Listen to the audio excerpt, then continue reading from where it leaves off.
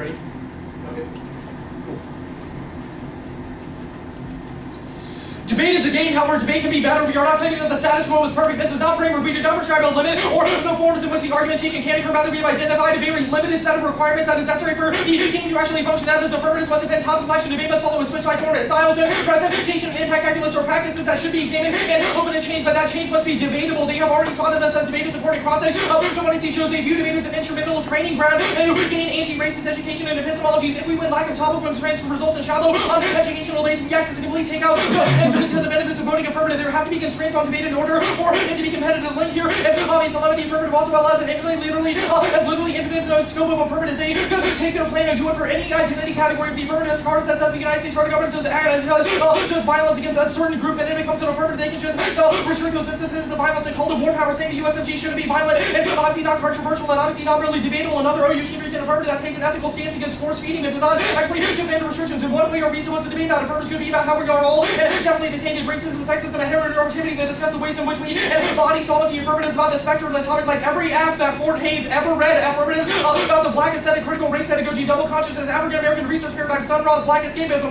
black liberation theology, black rage, black blonde, black gold, nomos, whiteface. These are all different racial methods that one could engage with in violence that exists both inside and outside of debate. These are all affirmatives that say you should restrict these types of violences and then sit down. And what is the role of the negative in these debates? There are a couple of impacts of these fairness arguments. Of course, is predictability. The resolution is a universal starting point for research. Once you establish the resolution, not to be the basis for affirmatives to justify them advancing any number of unpredictable abacies. The negative cannot possibly have in-depth research on each one of these two implications. Basic point is procedural fairness. The affirmative always has a leg up because they can take the focus of debate and do in-depth research on to be to react on the fly or go for generic debate is competitive game and preserving some semblance of affirmative to negative balance is the only non-arbitrary equalizer. This is especially driven by the fact that they keep harping on the fact that none of our evidence is specific enough. The fact that we don't have specific evidence should only prove to you the unpredictable nature of their abacy. They can always shift out of it and renew affirmatives, new language, and say that we need more evidence on that question. These points, rigorous testing, lack of depth means debates on your chosen topic will naturally be productive. There's a difference between their abacy being contestable and productively debatable. Deliberation requires consistency. There's a year-long resolution for a reason because it forces engagement, which nearly the entire literature base of the topic requires more challenging innovation and creativity while still remaining circumscribed as the ultimate intellectual test of the topic, which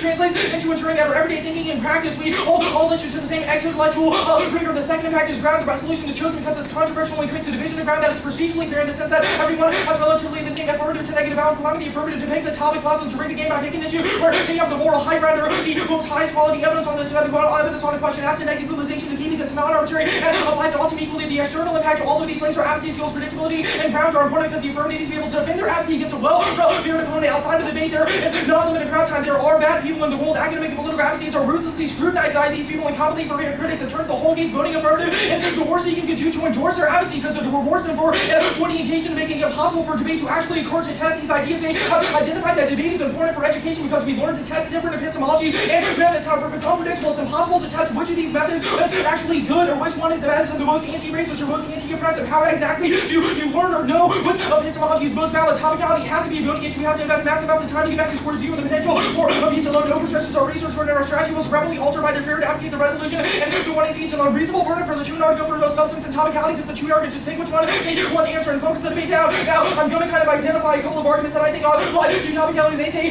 productive for whom. Our argument is not that it's just productive for whites or that you have to comply to all white standards of how debate should obviously occur. We do not think that there should be any constraints in the way evidence is used, i.e. hip-hop or rap has presented presentations of evidence as different and innovative ways, use of personal experience as a epistemology argument to support advocacies. However, those advocacies have to be tied to resolutional action. We do not try and constrain every type of form or performative method in which you can present the type of knowledge. However, there has to be certain content requirements to allow engagement to occur, i.e. in a world in which you advocate topical action, we can go for legalistic solution or bad thing, or rather focus on legalism is necessarily predictable that circumvention would occur, that not everybody listens to the law, that the law is not accessible to our people. The fact that there are possible topical abacies, and even if they're not perfect, does not necessarily mean that you should not have to be able to advocate them, because that allows you to be able to test your arguments against other well-prepared opponents. They say an argument about the next level of necessity being not having to switch codes. However, you can code switch or maintain the language of pain in a topical way, i.e. you can advocate that the United States federal government ends or restricts the president's war powers for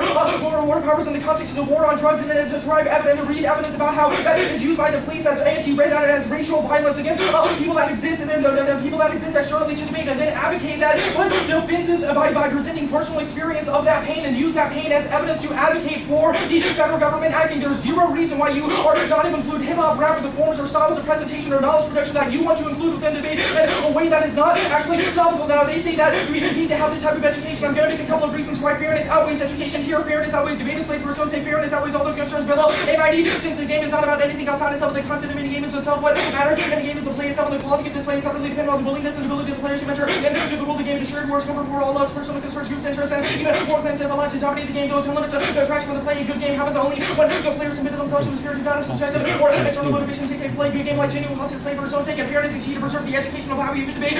So when it's unpredictably calls it shallow and generic debates, these are less valuable and strategies tailored to specific impermanence and makes it impossible to neutrally evaluate their arguments because there are no true rules and big combination bankrupt that argument. What's above second point is to be prevents rigorous testing. We need to research and isolate weaknesses of advocacy in order to be able to rigorously test them happening for contesting ideas as a mutual testing what's up and others to challenge of others ideas. The other same life is outward living mutual testing ideas provides a only limited knowledge Socrates can have says either he nor anyone else knows the real definition of DC. That claim to have any knowledge of his own sin. He needs to object to beliefs and testing. He can claim to have limited human knowledge supported by and doctrine of evidence. They make a couple of telling arguments and process that through this activity that George himself has been able to learn more types of ethical engagement with different types of identity categories. They need to explain a reason why that type of education is not possible in a world in which you advocate topical action or say that the United States federal government should do some action. You can form an opinion about the government without necessarily having to identify with the government. We saw the determined impact to education. Fairness is a prerequisite to toleration of alternate viewpoints. We are not thesis debate is a matter of understanding both like the arguments of constant and critical assessment, evaluation of arguments, which are debating the philosopher's type of both like it is trying to reasonable opposition based on part of use of tolerance of fairness, tolerance as alternative to the arguments of preferable look up the truth out of versus more defensible and more justifiable, more defensible, more justifiable. I'm going to list a couple of different ways that topical fairness could actually exist. You could actually defend USFG restriction and areas such as the war on drugs, the president's domestic usage of targeted killing, or restricting the war on terror, which does have racialized impacts on the status quo and identity and impacts on different identity groups. Anyways, you can discuss the way the war on drugs affects the people and who they want to discuss. You can discuss that police violence. As of now, they have identified a harm externally in the world via the use of hip hop, and then they say vote affirmative, not actually providing a solution, which is actually allowed the testing of ideas of solution. The line from Big Crit that says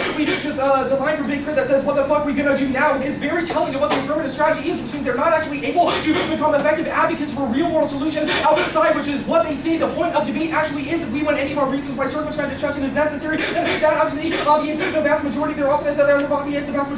They say that a world in which they have to comply to white styles of debate, and a world in which they have to conform to what we want them to do is bad. However, we are not asking you to conform to all types of white styles of debate. You can debate in the style and form in which you want to have. There are a limited set of content requirements. Also, identifying what the federal government obviously does not turn you into a Negro. We're not asking you to identify with an unethical institution. They will never leave the subject position of themselves as debaters in that activity. They, as people, can form many different opinions about whether the government in other instances should or should not do. But however, role-playing as these institutions, I can assert it's unethical to have any connection to the state, and some people can actually make that claim, but it seems problematic to say we know for sure that the answer to this question is definitely intended this direction. Some of the most important black scholarship of the past 50 years has been divided on this question. It's not unreasonable for you to come up with a connection between topical action and the concepts that you want to explore. That's our Crenshaw evidence. Even if the state is unethical, advocating topical action does not condemn you to believe that the state is perfect for the rest of your life. The argument that being topical structurally makes you not true to yourself is a self-serving assertion used as sides that clash critiquing any part of the resolution. Like the federal government to legitimize avoiding topical action gets co-opted by the right for the same purpose, at least in fact. My analysis pursue arguments operating independently of the activists which either standards may conclude the incessant activists which avoids arguing and communicate only with his comrades. The discussion is if we're going to be pursuing that there is but one kind of activist and one set of policy objections of activists way George Young's activists opposed by persons who also call themselves activists who are committed to policy objectives quite different ones. The opponents are introduced the same subject activists becomes inevitably problematic. All activists are progressive activists on the exchange and with this right claim they also to be fighting for justice, creation, liberation. They rejected the liberal vacuum on team that they advocate political action operates outside of real structures. They claim to attach and hate to a life broken aside person. They tease young, they send exclude of course these activists oppose the policy towards like young activists. They see young activists are heavily inclusion, structural inequality, and seduce like power. And life with what they claim is a hegemonic ideology. Such activist arguments are attacked by activists in different structures of the service of wide range of policies. Such as these claim to be the first way to question whether activists must confront how should do with those who share views about the means for bringing it into more just society, but promoting side of inside. He opposes such activists. He's nobody dealing with opposing activist programs. I want to ask you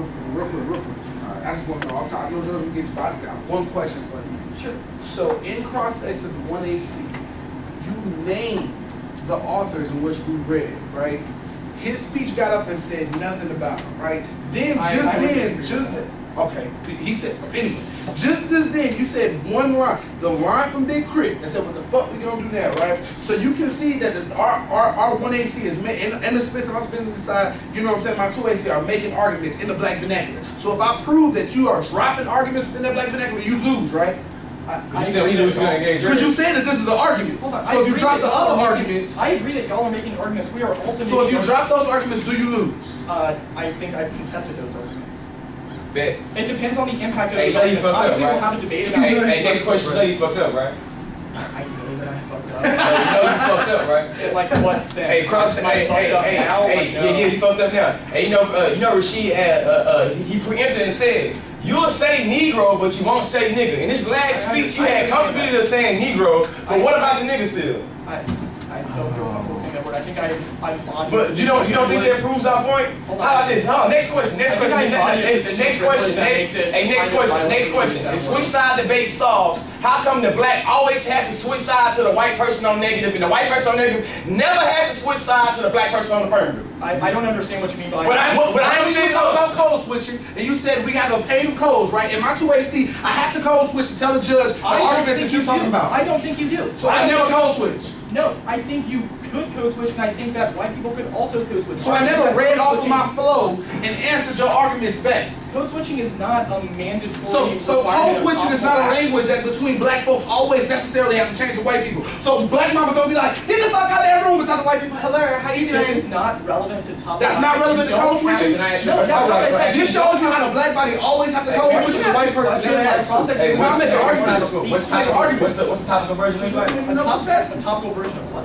What's the topical version of this advocacy? A topical version of this advocacy could look like saying that there should be increased restrictions that are statutory and judicial in nature on the president's war crimes authority to conduct a war on terror. I got a question. I got a question in terms of a topical ad and your uncomfortability of using the word nigga. Listen. If I was topical and I did some topical plan, would you still be uncomfortable with saying the word nigga? Probably so, right? I embody a position of privilege that doesn't necessarily mean that I should. So when you get to your privilege, you talk about your privilege, you talk about productivity. How come the negative becomes not productive or not sufficient or not relevant because it has no productivity for you? So I'm not saying it has no productivity for only me. This is inherently not a narcissistic argument. When did it become unpopular? Hold on. When did it become unpopular for white people to say nigga? I don't know. Or nigger? When did it become unpopular? I'll take prep time for it. It's relevant. Please answer the question. When did it become uncool for a white person to hear another white person say nigger in front of a black person? You want me? Let's wait for it. You know, a whole bunch of niggas is getting hung around these trees, right? When did it become uncomfortable for a white person to say it? Why exactly is it a requirement for me to win this? I'm not saying you have to say it. I'm just trying to understand. One last question. I'm trying to understand how the evidence is. Hey, miss the embodiment of privilege. One last question. Hey, miss the embodiment of privilege. I'm something like that too, bro. Hey, is fairness issue in this debate? Is fairness? Is fairness issue in this debate? I think fairness is. I think fairness is an issue. So if we win, that the debate is more fair for us based on before we walked in how you debate us, then we win, right? More unfair for us. I don't think so. You don't think so? So everything you hold on. That's what I'm getting at. Everything you talk about within the structural violence. Hold on. Everything you talk about within structural violence in debate. Wouldn't they say that's unfair? Wait, what? Sorry, I was.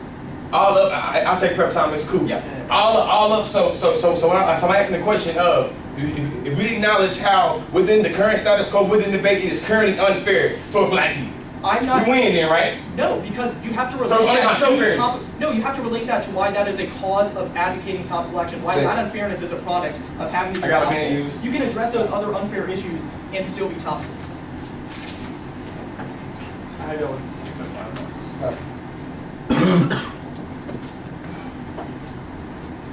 You want to copy a speech or?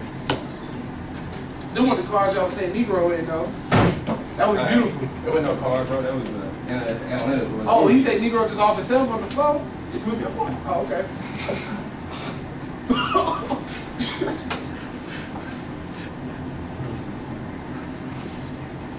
Case.